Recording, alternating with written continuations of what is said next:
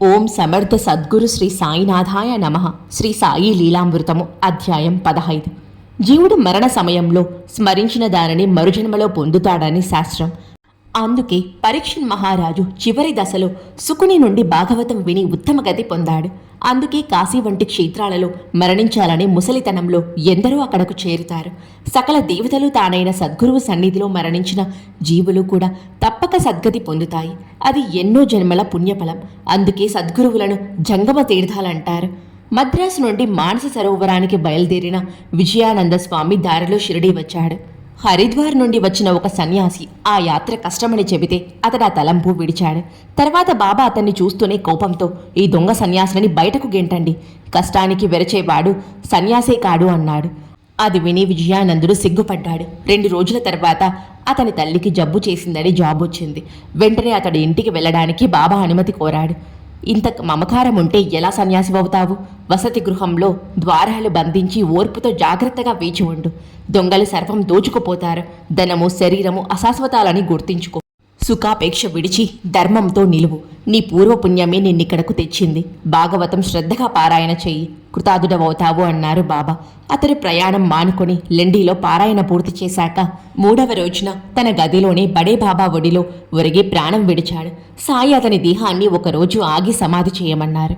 కారణం భక్తులకు అర్థం కాలేదు. అతని మరణంలో ఏదో మోసముందని శంకించి పోలీసులు వచ్చి విచారించారు. తర్వాత మోసమేమీ లేదని నిర్ణయించి ఆ శరీరాన్ని సమాధి చేయడానికి అంగీకరించారు. విజయానందునితో సాయి చెప్పిన వసతి గృహం అశాశ్వతమైన దేహమే. యమదూతలే దొంగలు. ఆయన మూయనున్న ద్వారాలు ఇంద్రియాలు, మనస్సు.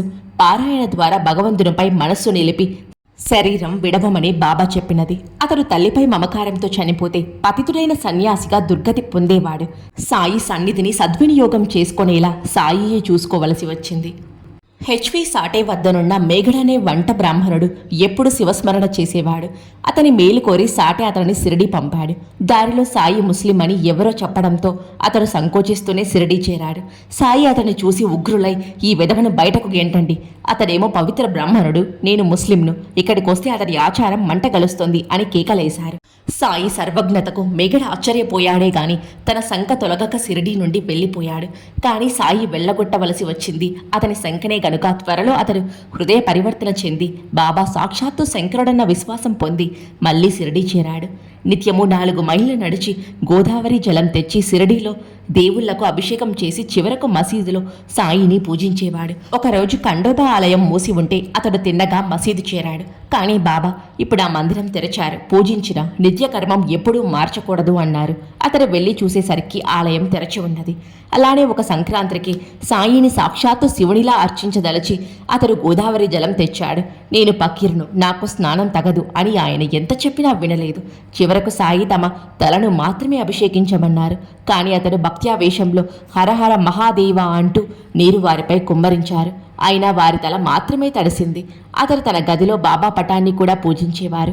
ఒకరోజు తెల్లవారుజామున అతడు మెలకుగా కళ్ళు మూసుకొని పడుకొనున్నప్పుడు అతని మనోనేత్రానికి సాయి స్పష్టంగా గోచరించి అక్షింతలు చల్లి గోడ మీద త్రిశూలం గీచి అర్చించు అన్నారు. కళ్ళు తెరిచి చూసేసరికి ఎవరూ లేరు. గది తలుపులు మూసే ఉన్నాయి. కానీ అతని ప్రక్క మీద అక్షింతలున్నాయి. వెంటనే మేఘుడు బాబాను దర్శించి ఆ విషయమై అడిగాడు. నేను స్పష్టంగా చెప్పాను కదా, నా మాటలు ఎన్నటికీ వ్యర్థం కావు. నేను ఇళ్లలోకి ప్రవేశించడానికి ఏ ద్వారాలు అక్కర్లేదు. నేను సర్వదా సర్వత్రా ఉన్నాను అన్నారు సాయి. వెంటనే అతడు తన గది గోడ మీద త్రిశూలం గీచి పూజించాడు. మరి రోజే పూణే నుండి వచ్చిన భక్తుడు సాయికి ఒక శివలింగం సమర్పించాడు. సరిగ్గా సమయానికి మేఘుడు మసీదుకొచ్చాడు. సాయి శివలింగం అతనికిస్తూ, సాక్షాత్తు శివుడే వచ్చారు, సేవించుకో అన్నారు. కాకా సాహెబ్ దీక్షిత్ సరిగా అదే సమయంలో గదిలో సాయిని స్మరిస్తుండగా అతనికి ధ్యానంలో ఒక శివలింగం కనిపించింది.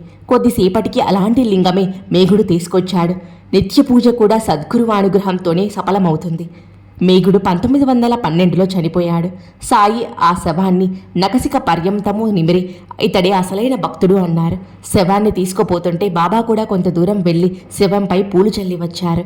దహనమయ్యాక ఆయన శ్యామానిలా శోకించి తమ ఖర్చుతో అందరికీ సంతర్పణ కూడా చేశారు. తర్వాత అతడిచ్చిన శివలింగాన్ని ఆయన గురుస్థానంలోని వేప చెట్టు క్రింద ప్రతిష్ఠించారు.